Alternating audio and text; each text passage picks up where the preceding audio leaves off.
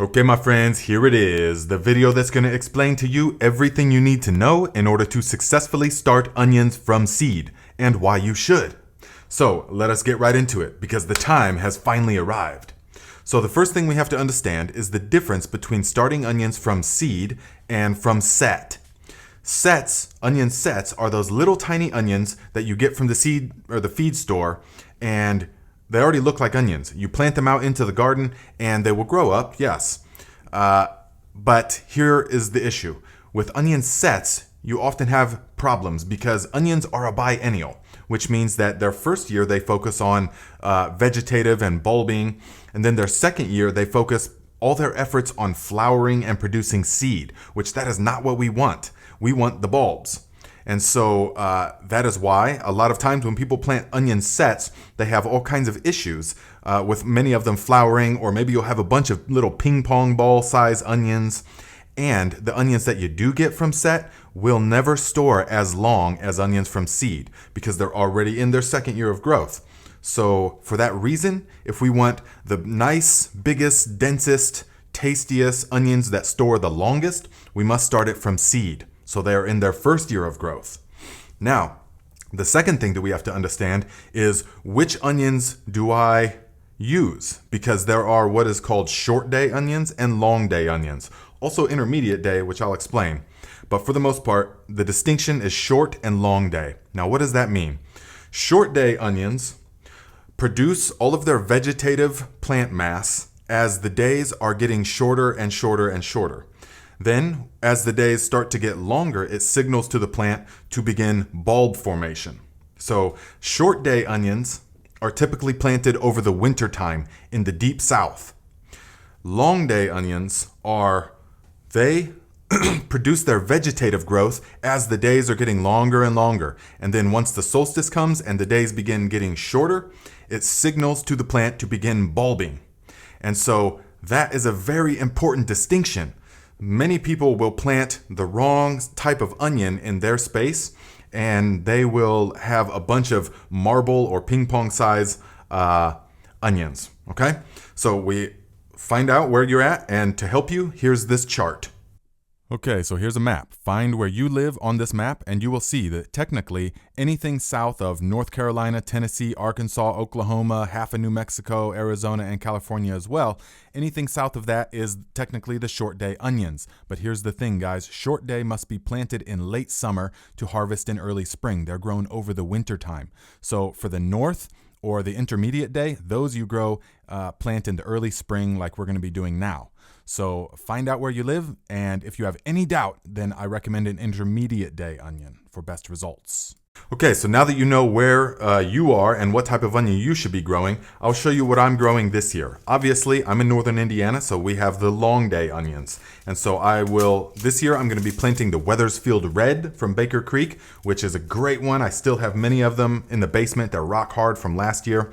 I'm also going to be growing the Yellow of Parma. This will be my first time growing this one, but I've heard good results.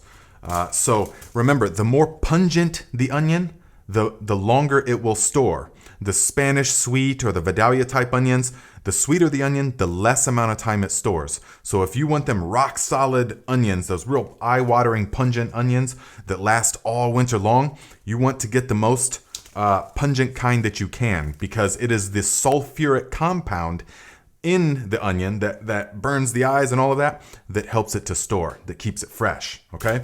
But now, these are both distinctly long day onions, the Yellow of Parma and the Wethersfield Red.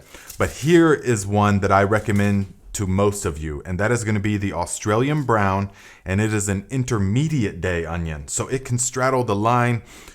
If you're only going to choose one, if you're not 100% positive on where your zone is, then use the Australian Brown because it's very forgiving. It's an intermediate day, so it can kind of straddle both.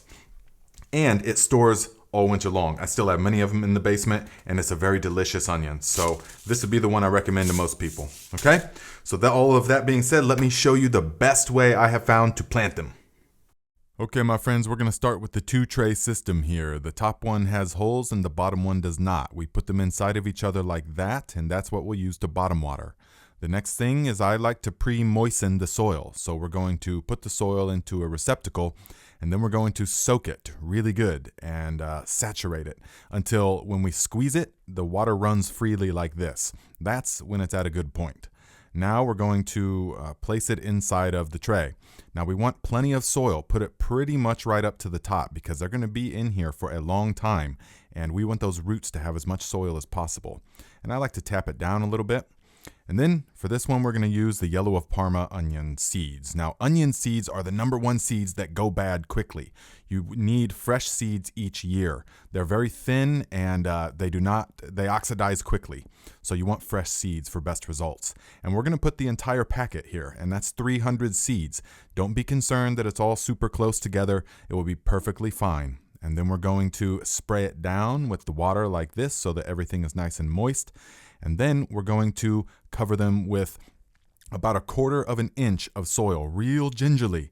And yes, you want to cover them, okay? Some people say not to cover them, but I highly recommend to cover pretty much all seedlings, seeds, but definitely the onions. It will help with germination and everything will be better. So then we're going to give it our final watering like this so that everything is nice and moist. Always label your seedlings, guys. You will not remember. I know you think you will, but you won't. So label them and then put them on the heat mat and set the thermostat at 77 degrees. Links are in the description if you want to get this heat mat thermostat combination. But always remember to put the thermostat probe into the soil, and that will keep it at a nice 77 degrees. Okay, so now here I'm going to tell you some very important things. Now, you're up to this point. And within 1 to 2 weeks, you will begin to see the sprouts if you're using the heat mat and it's set at 77 degrees.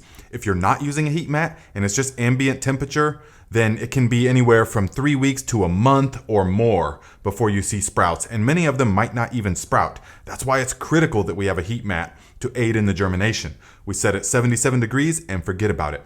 Now, the next thing is that you must use a timer for this.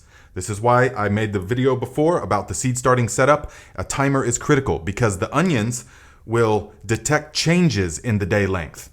So you cannot be off some days and on the other days. It will wig them out. So we set the timer at 16 hours on and 8 hours off. And we leave it like that their entire life, okay? So for the next phase of their life, I'll make a video about it, but when we go to plant them, see, they're gonna grow out of the tray like pencils. And then when we go to plant them, we will just pull up a whole chunk and gently shake it apart. The roots of the onion plant are very, very robust, kind of like spaghetti. And so we can just gently shake them apart and we get each onion. So it's not a problem that they're all crowded together. Onions can grow like that, no problem. Then when we go to plant them, we'll shake them apart and we will space them out appropriately at that time. So stay tuned for that video. All right, my friends, if you feel like you gained something, give it a thumbs up, leave a comment. First thing that comes to mind, share your thoughts. Also share the video with whoever can utilize this knowledge and get the onions started, guys. You got about 2 more weeks of leeway, 2 to 3 weeks, but you want to be starting the onions as soon as possible.